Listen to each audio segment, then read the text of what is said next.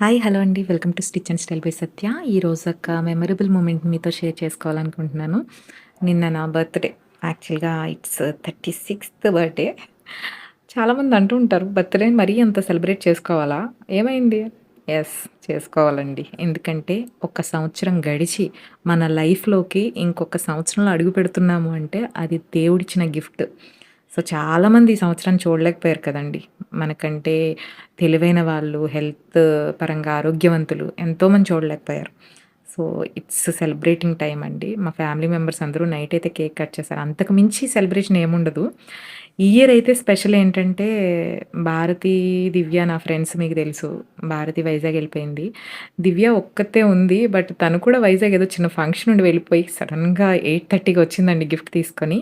అది కూడా నా స్పెషల్, నా ఫేవరెట్ పిక్, మా ఫ్యామిలీ పిక్. చాలా హ్యాపీ అనిపించింది. Thank you darlings.